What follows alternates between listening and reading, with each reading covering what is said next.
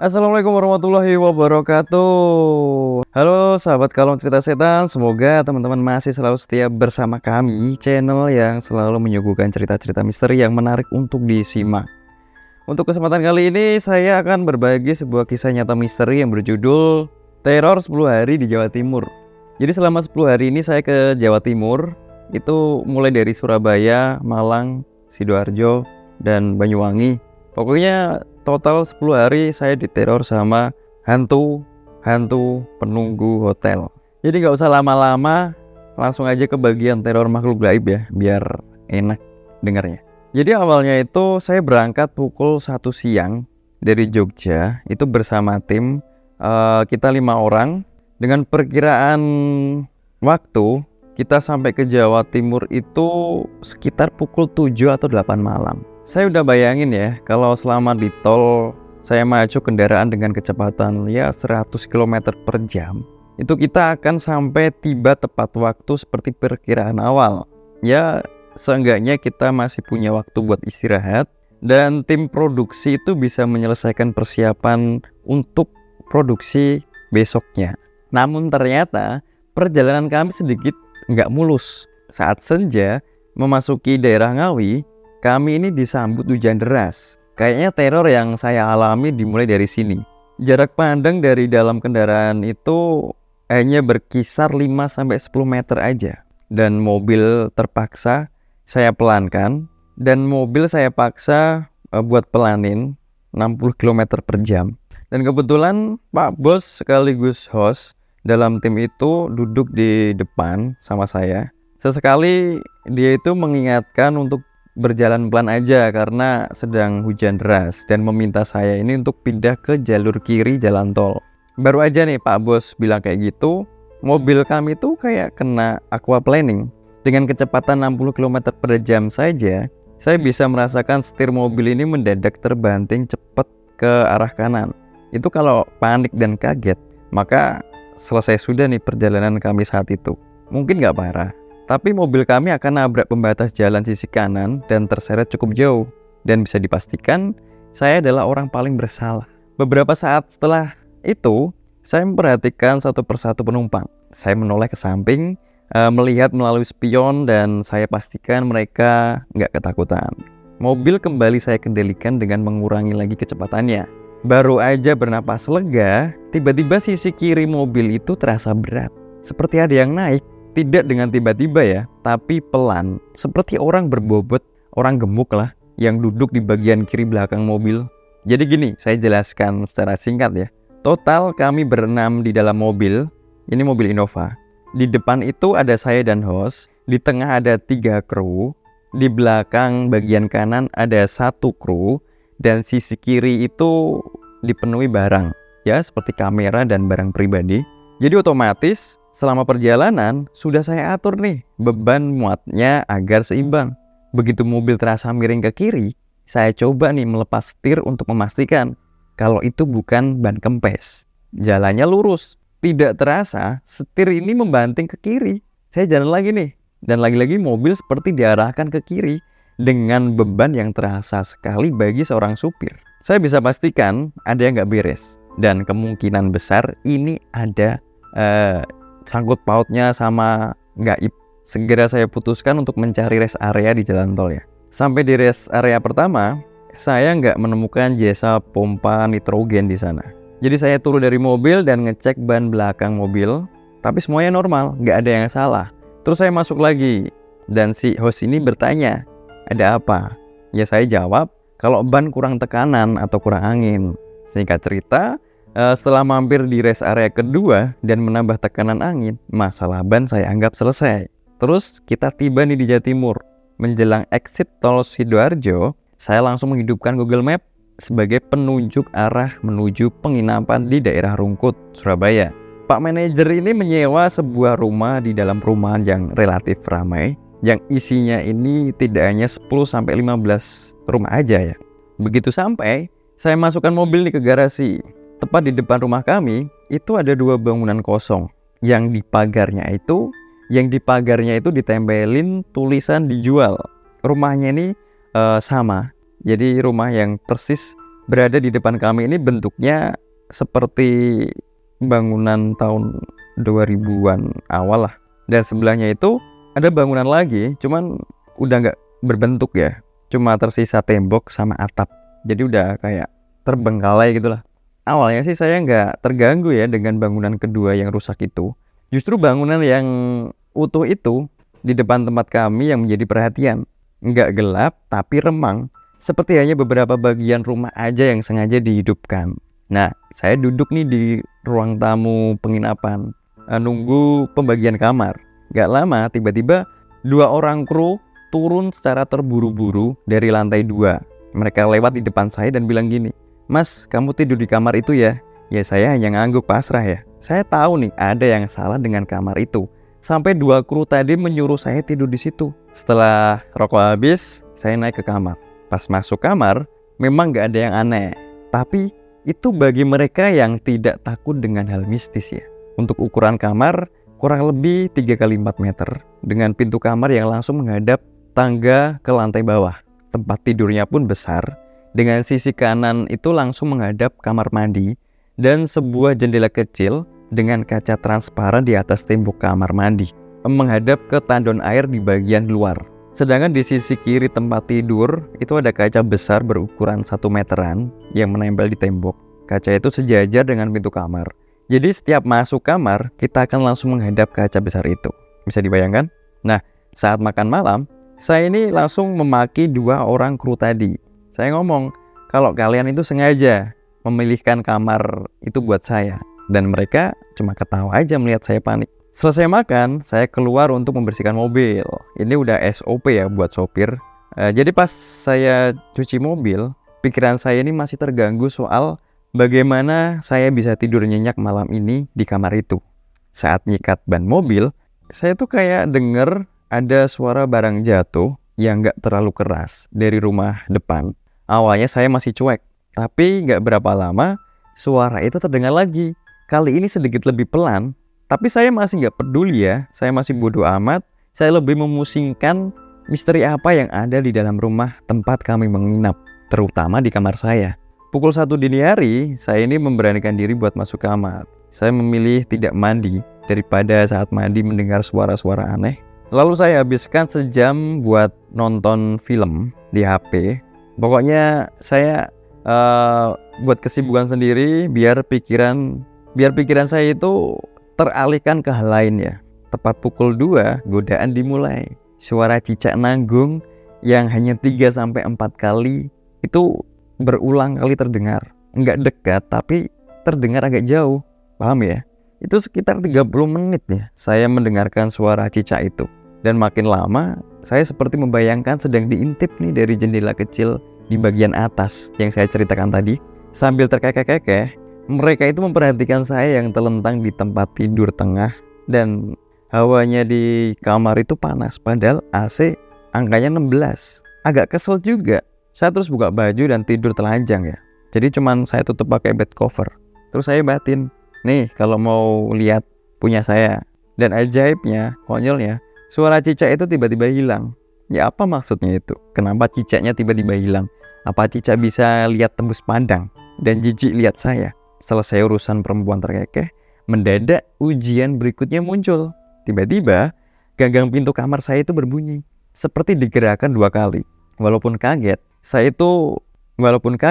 saat itu saya berpikir mungkin Pak Bos naik ke kamar saya untuk mencari kunci mobil. Mungkin ada sesuatu yang ingin diambil di mobil ya. Tapi saya nggak ngerespon karena udah terlalu lelah dan udah mulai ngantuk juga. Terus saya lanjut lagi buat nonton film. Makin lama makin ngantuk. Posisi saya kebetulan miring ke kanan, jadi ke arah pintu kamar mandi. Malam itu ditutup dengan suara laki-laki dewasa yang sedikit berteriak di telinga kiri saya. Kayak gini suaranya, heh, kayak gitu. Singkatnya, besoknya hari pertama produksi di Surabaya ini berjalan lancar. Kami selesai sebelum maghrib dan berencana makan malam di luar penginapan. Salah satu rumah makan belut yang terkenal jadi tujuan kami. Selesai makan, kami balik menuju Rungkut. Dan selama perjalanan menuju penginapan, pikiran saya ini agak sedikit kacau ya.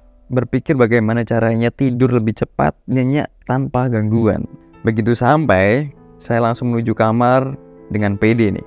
Mungkin terlalu pede ya. Saat buka pintu kamar, saya ini disambut suara kayak gini. "Shh, shh." Gimana rasanya? Bisa bayangin? Bisa rasain ya? Saya diem bentar di depan pintu, terus saya natap kaca besar di depan saya. Untuk sesaat nih, saya merasa kok wajah saya ini berbeda ya. Nggak seperti yang biasanya saya lihat di cermin. Tapi saya nggak peduli ya. Saya nggak mau mental saya ini jatuh karena itu. Selesai ganti baju dan meletakkan beberapa barang, saya turun lagi nih untuk membersihkan mobil. Setelah selesai, saya berniat mandi lalu istirahat. Proses mandi berjalan lancar, nggak ada gangguan seperti yang saya takutkan ya. Dan sekitar pukul 1 malam, saya udah ngerasa mulai ngantuk.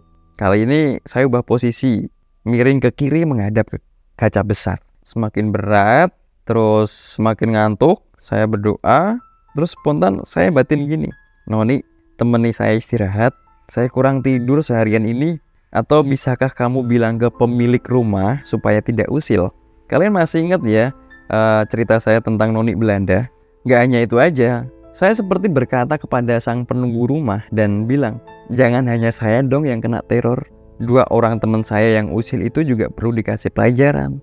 Kayak mendapatkan jawaban ya. Terus saya lalu tiba-tiba ketidur aja. Terus di mimpi itu saya diperlihatkan seperti apa kamar saya sebelumnya. Jadi sekilas saya itu melihat rooftop tanpa atap dan difungsikan sebagai tempat jemuran. Ada tandon air sedang berdiri di sisi kanan yang kalau di dunia nyata itu ada persis di atas kamar mandi kamar saya. Anehnya, ada seseorang yang gak jelas, itu perempuan atau laki-laki. Dia itu sedang berdiri di ujung tangga dan menghadap ke arah saya berdiri di rooftop. Singkat cerita, hari kedua di Jawa Timur sama seperti hari pertama. Semua berjalan lancar. Sorenya, kami ini melanjutkan perjalanan ke Malang. Selama 2 malam, kami menginap di daerah Lowokwaru. Dan lagi-lagi kami dapat penginapan seperti di Surabaya. Bangunannya bertingkat, masih baru, bergaya modern minimalis, lengkap dengan perabotan yang cukup mewah. Bedanya di Malang, penginapan kami ini dilengkapi kolam renang. Letaknya itu ada di bagian belakang rumah dengan penerangan seadanya saat malam. Sore hari setiba di Malang, saya langsung berenang nih. Rasanya tuh seneng banget melihat kolam atau air yang banyak ya. Mungkin ini efek Mbak Kunti yang kadang nempel sama saya. Karena kepikiran seperti itu, saya lalu tersadar nih, kolam renang ini identik dengan wanita mandi dan suka membasuh rambutnya. Anjir, setengah jam berenang, saya langsung naik ke lantai 2. Kali ini saya nggak tidur sendirian. Jadi saya bersama 2 kru yang ngerjain saya kemarin. Setelah makan malam, lalu leyeh-leyeh di kamar. Salah seorang kru bercerita nih bahwa hari kedua saat di Surabaya, mereka itu melihat penampakan di depan penginapan mereka. Sosok bayangan hitam berjalan cepat di depan garasi saat mereka duduk setelah selesai makan tengah malam. Tanpa pikir panjang, mereka ini buru-buru kembali ke kamar dan tidak membahas soal itu lagi. Kata mereka, itu terjadi sekitar pukul 1 malam. Saya jadi ingat, jam segitu itu saya belum tidur. Teror malam pertama di Malang ditutup dengan suara decakan cecak yang nanggung lagi. Hari pertama produksi saya lewati seperti biasa. Ya, sesekali melihat proses produksi, terus kembali ke mobil, main HP, tidur di mobil, bangun, terus minum air. Ya, begitu terus. Kami kembali ke penginapan di daerah Lowokwaru selepas maghrib. Setelah mobil saya parkir menghadap ke jalan untuk kemudian dibersihkan, saya baru benar-benar tersadar nih bahwa rumah di sebelah kanan penginapan kami itu cukup menyeramkan kalau pas malam hari. Jadi rumah tingkat itu modelnya sama persis dengan penginapan yang kami tempati itu. Sepertinya sih milik orang yang sama. Hanya dibagi menjadi 2 bagian rumah untuk disewakan. Bagian depannya ini hampir 80% menggunakan kaca dengan rangka-rangka kayu. Ya ala rumah modern minimalis lah. Sedangkan garasi depannya hanya diterangi lampu kecil. Terus bangunan sebelah dalam hanya terlihat diterangi sebuah lampu. Sementara bagian bangunan yang lain itu gelap. Ya saya cuek aja. Terus melanjutkan mencuci mobil. Sementara pikiran saya ini malah makin jadi-jadi. Jadi gini, dalam pikiran saya itu di balkon bagian atas rumah kosong tersebut itu kayak ada sosok berdiri yang sedang memperhatikan saya. Sementara dari ruang tamu bagian bawah Itu kayak ada orang lagi berdiri, usianya remaja. Dia tuh berjalan mondar-mandir. Sesekali dia tuh memalingkan muka ke arah saya yang sedang nyuci mobil. Saya kadang-kadang bertanya-tanya ya, sebenarnya ini imajinasi saya atau memang efek takut, atau justru itulah yang benar terjadi di sekitar saya. Sampai saat ini pun saya belum menemukan jawabannya. Setengah jam berlalu, saya selesai nih cuci mobil dan lanjut mengelap mobil. Sisi kanan mobil ini tepat bersebelahan dengan rumah kosong yang hanya dibatasi pagar tembok setinggi 1 meter. Nah, saat jongkok ngelap ban, saya ini ngerasa kok kayak ada sosok yang sedang memperhatikan ya. Sosok itu berdiri di balik pagar dengan kedua telapak tangannya itu diletakkan di atas pagar tembok. Bisa bayangin?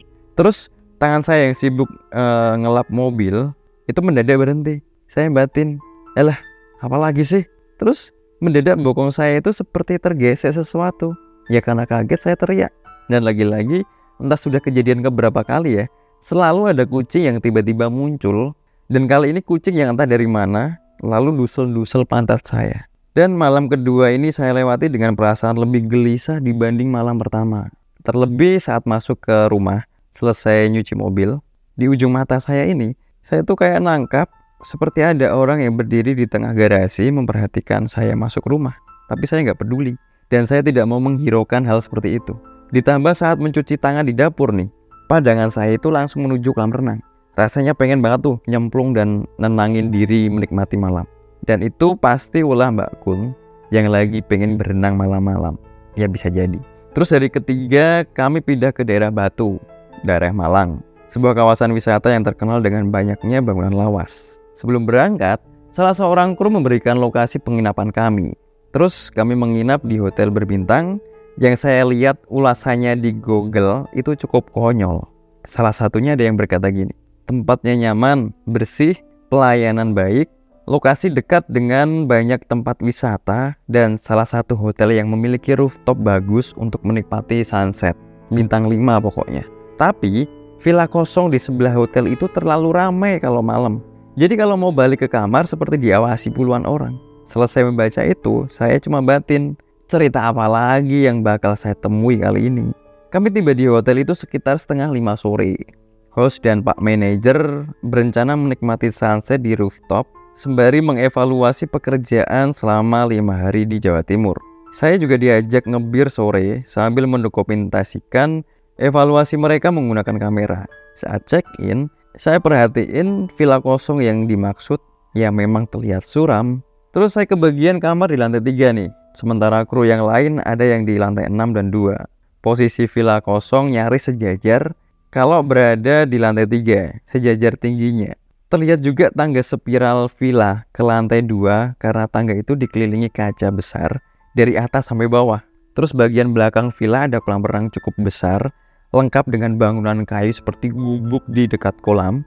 Dan sementara lebih ke belakang lagi ada halaman, kira-kira 10-15 meteran lah, tapi udah nggak terawat. Saat itu, saya itu sekamar sama Pak Manajer.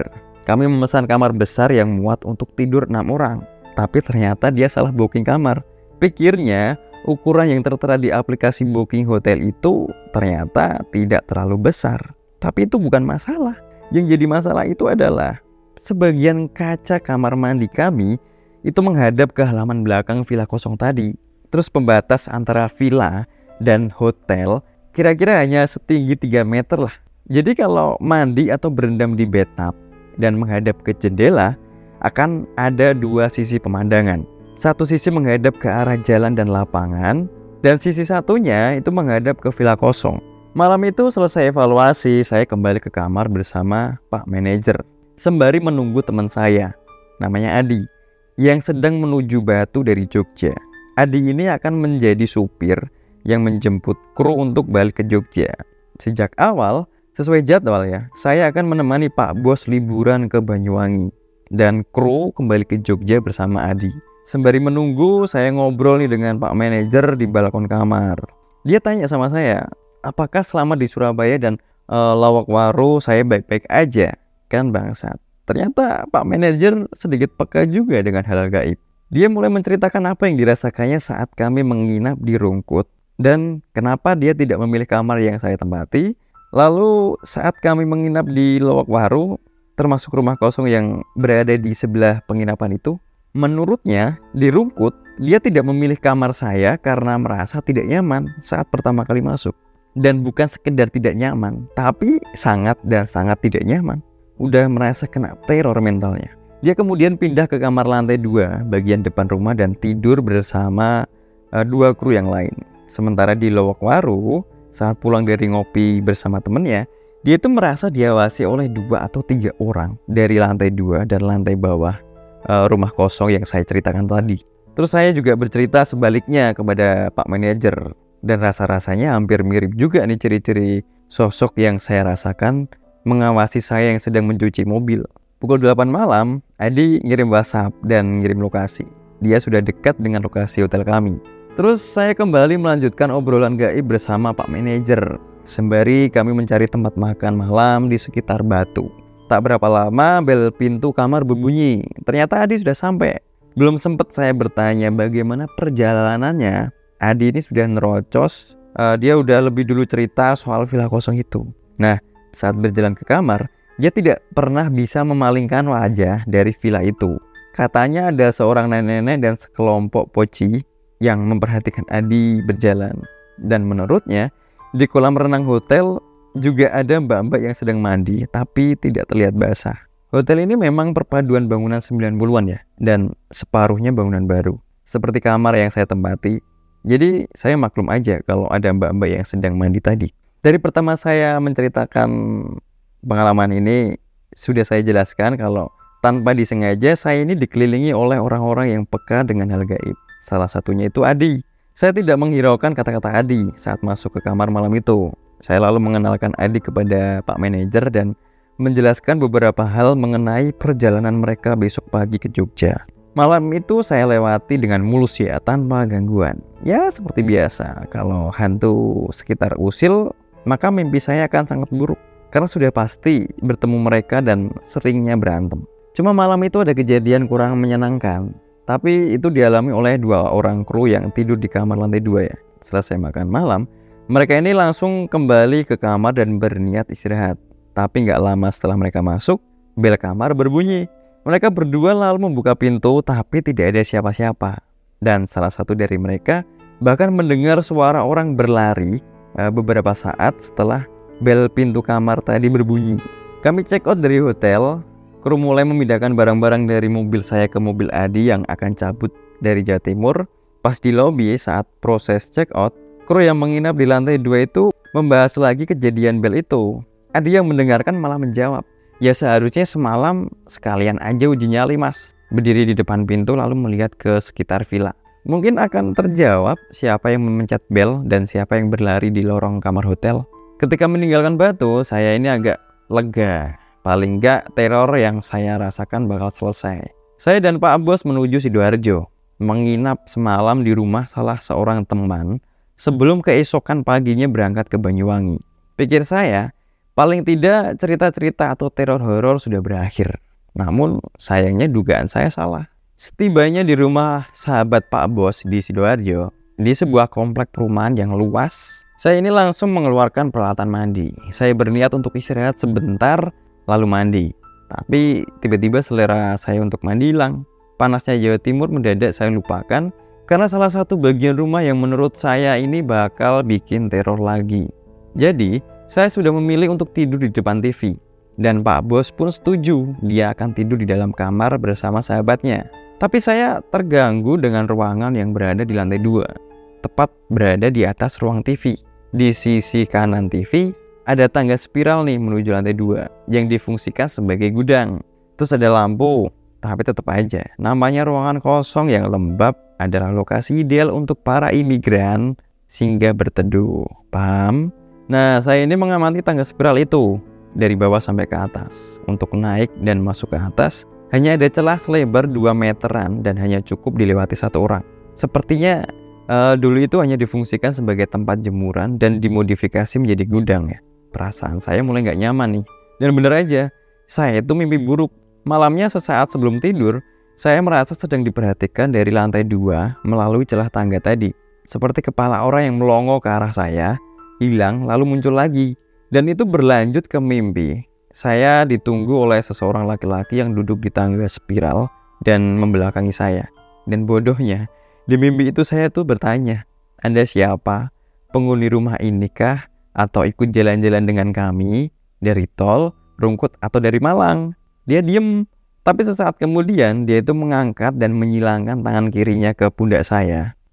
Terus cuma kelihatan telapak tangannya yang melambai seperti menjawab pertanyaan bukan gitu. Saya lalu menjawabnya lambaiannya itu dengan berkata gini, "Oh ya sudah, terima kasih, saya mau tidur. Silahkan kalau mau nonton TV." Dan gobloknya, kok bisa saya berkata seperti itu? Spontan. Walaupun tidur tidak nyenyak dan terbangun beberapa kali di pukul 2 dan 4, pagi harinya ini badan saya malah cukup fit buat melanjutkan perjalanan ke Banyuwangi. Dan kisah horor selesai di Sidoarjo. Untuk sementara aja. Karena sepulang dari Banyuwangi, kami ini berencana menginap semalam lagi di Sidoarjo sebelum kembali ke Jogja. Sepanjang perjalanan dari Sidoarjo sampai ke Probolinggo, saya ini masih sedikit bertanya-tanya dalam hati ya. Siapa laki-laki yang saya lihat di mimpi malam tadi? Apakah benar penghuni lama? Atau dia pengikut dari salah satu lokasi kami selama produksi? Singkatnya, sebelum ke Banyuwangi, kami ini mampir di Situbondo buat jemput 3 teman Pak Bos. Jadi total kami semobil ada 6 orang. Saya bertiga dari Sidoarjo dan 3 orang lagi berangkat bersama kami dari Situbondo. Kami tiba di penginapan yang letaknya persis di pinggir pantai sekitar pukul 8 malam. Kalau nggak salah arah, lokasinya ini ada di arah timur melewati pelabuhan Ketapang. Tempatnya luas, penginapannya apik, berdiri di tengah-tengah pohon kelapa yang sengaja ditanam. Terus jarak antara penginapan itu sekitar 5-10 meter. Jadi cocok banget untuk yang berbulan madu ya, atau liburan keluarga. Kenyamanan di penginapan ini juga mendadak hilang saat saya masuk ke dalam kamar. Tiba-tiba mata saya itu langsung mengarah ke kamar mandi hotel. Pintu geser 2 sisi dan interior kamar serta kamar mandi itu juga sama era 90-an. Terus kamarnya luas sekitar 6x7 meter dan menggunakan lampu warnanya kuning. Kami menyewa 2 kamar dengan tambahan 2 tempat tidur, masing-masing diisi 3 orang. Kali ini saya tidurnya bersama Pak Bos dan sahabatnya dari Sidoarjo. Karena dari awal saya udah gak nyaman dengan kamar kami dan terutama kamar mandinya. Mau bertukar kamar dengan salah satu temen dari Situbondo tapi saya sungkan. Malam itu kami tidur agak cepet ya, sekitar jam 10 malam. Karena besok pagi kami akan menyeberang ke 2 pulau di sekitar Banyuwangi. Saya tidur sekasur dengan sahabat Pak Bos. Saya sebenarnya mau memperingatkan, kalau saya mengamuk saat tidur itu biasanya teror mimpi buruk.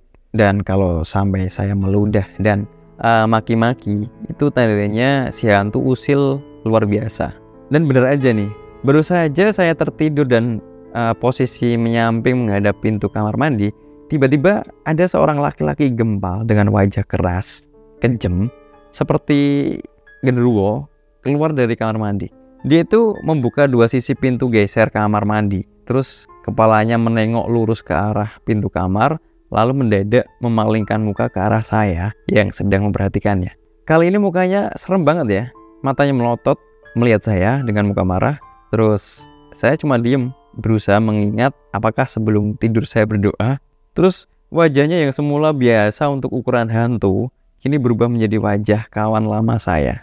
Aneh. Tapi kalau dia bermaksud mengingatkan saya punya utang kepada teman-teman saya, ya wajahnya ditiru tadi rasanya enggak juga.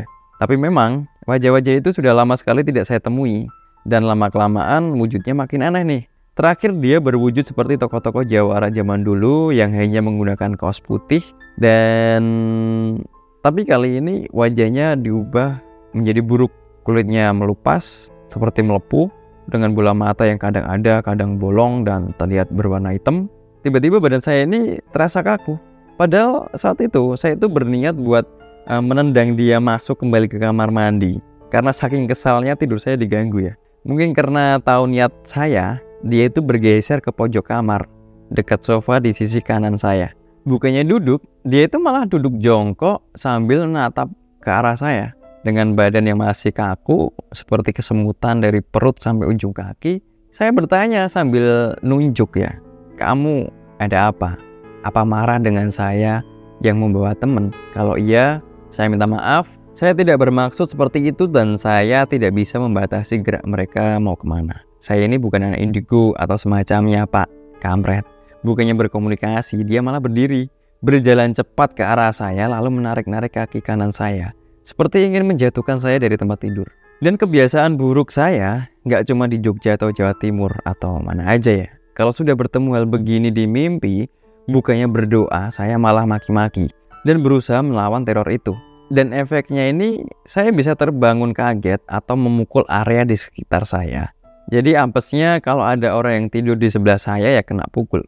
Untungnya malam itu seingat saya, teror itu berakhir dengan saya menendang bagian tubuh genderuwo tadi.